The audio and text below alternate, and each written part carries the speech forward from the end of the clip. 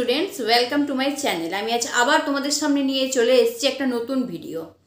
আমরা সকলেই জানি যে এখন জানুয়ারি মাস এবং 26 জানুয়ারি হলো আমাদের ভারতের প্রজাতন্ত্র দিবস। তাই আজকের ভিডিওতে আমরা নিয়ে চলে এসেছি এই 26শে জানুয়ারি প্রজাতন্ত্র দিবস সম্পর্কে কিছু কথা, এবং 26শে জানুয়ারি প্রজাতন্ত্র দিবস সম্পর্কে আমরা কিছু কথা জেনে নেব 10টা লাইনের মাধ্যমে। অর্থাৎ আজকে আমরা 10 লাইনের একটা রচনা শিখে নেব আমাদের 26শে জানুয়ারি প্রজাতন্ত্র দিবস সম্পর্কে। তাহলে চলো এবার আমরা ভিডিওটা শুরু করি।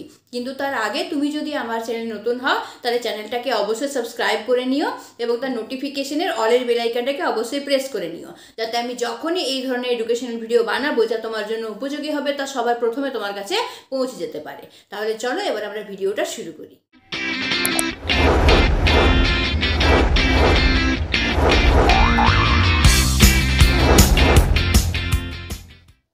প্রজাতন্ত্র দিবস।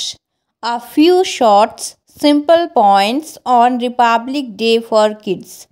তাহলে সবার প্রথমে চলো আমরা দেখে নিই যে 1 নম্বরে আমরা প্রজাতন্ত্র দিবস সম্পর্কে কি লিখতে পারি। আমরা 26শে জানুয়ারি ভারতের প্রজাতন্ত্র দিবস উদযাপন করি। তাহলে 1 নম্বরে আমরা কি লিখতে পারলাম? আমরা 26শে জানুয়ারি ভারতের প্রজাতন্ত্র দিবস উদযাপন করি। এবার চলো আমরা চলে যাই 2 নম্বরে। প্রজাতন্ত্র দিবস ভারতের একটি জাতীয় উৎসব। তাহলে 2 নম্বরটা আমরা আরেকবার দেখে নিই। প্রজাতন্ত্র দিবস ভারতের একটি জাতীয় উৎসব। এবার চলে যাই 3 নম্বরে। এই দিনে 1950 সালে ভারতের সংবিধান কার্যকর হয়। তাহলে 3 নম্বরে আমরা কি লিখলাম? এই দিনে 1950 সালে ভারতের সংবিধান কার্যকর হয়। এবার চলে যাই 4 নম্বরে। সংবিধান ভারতের সর্বোচ্চ আইন। তাহলে 4 নম্বরে আমরা কি লিখলাম? সংবিধান ভারতের সর্বোচ্চ আইন। এবার চলে যাই 5 নম্বরে। বাবা সাহেব ভীমরাও আম্বেদকর ভারতের সংবিধানের জনক। তাহলে 5 নম্বরে আমরা কি লিখলাম? বাবা সাহেব ভীমরাও আম্বেদকর ভারতের সংবিধানের জনক। এবার আমরা চলে যাই 6 নম্বরে। আমাদের সবাইকে আমাদের সংবিধানকে সম্মান করতে হবে। তাহলে 6 নম্বরে আমরা কি লিখলাম? আমাদের সবাইকে আমাদের সংবিধানকে সম্মান করতে হবে। এবার আমরা চলে যাই 7 নম্বরে।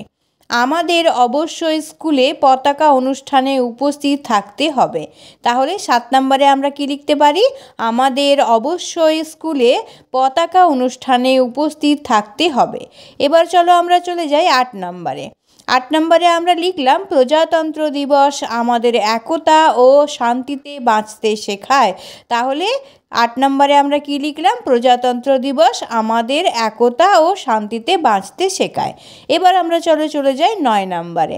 নয়াদিল্লির ইন্ডিয়া গেটে একটি বড় কুচকাওয়াজ অনুষ্ঠিত হয়। তাহলে 9 নম্বরে আমরা কি লিখলাম? নয়াদিল্লির ইন্ডিয়া গেটে একটি বড় কুচকাওয়াজ অনুষ্ঠিত হয়। এবার আমরা চলে যাই শেষ নাম্বার অর্থাৎ 10 নম্বরে। 10 নম্বরে হলো আমাদের স্বাধীনতা ও মুক্তিযোদ্ধাদের সম্মান করতে হবে। তাহলে 10 নম্বরে আমরা কি লিখলাম? আমাদের স্বাধীনতা ও মুক্তিযোদ্ধাদের সম্মান করতে হবে। তাহলে এইগুলো হলো প্রজাতন্ত্র দিবস সম্পর্কে 10টি লাইন। তাহলে দেখলে স্টুডেন্টস কিভাবে আমরা খুব সহজেই 10টা লাইনের মাধ্যমে আমাদের প্রজাতন্ত্র দিবস সম্পর্কে কিছু কথা জেনে নিলাম। তোমরা কিন্তু এভাবেই লেখার চেষ্টা করবে, তাহলেই দেখবে তোমরা ভালো মার্কস পেতে পারবে। তাহলে আজকের ভিডিওটা আমি এখানেই শেষ করছি। ভিডিওটা যদি তোমাদের ভালো লেগে থাকে তাহলে অবশ্যই এটাকে একটা লাইক করে দেবে এবং বন্ধুদের মধ্যে অবশ্যই এটাকে শেয়ার করে দেবে। তাহলে আজকের ভিডিওটা আমি এখানেই শেষ করছি। পরের ভিডিওতে নতুন কোনো টপিক নিয়ে আবার তোমাদের সামনে হাজির হচ্ছি। ততক্ষণের জন্য বাই, এবং ভিডিওটা দেখার জন্য তোমাদের অসংখ্য ধন্যবাদ।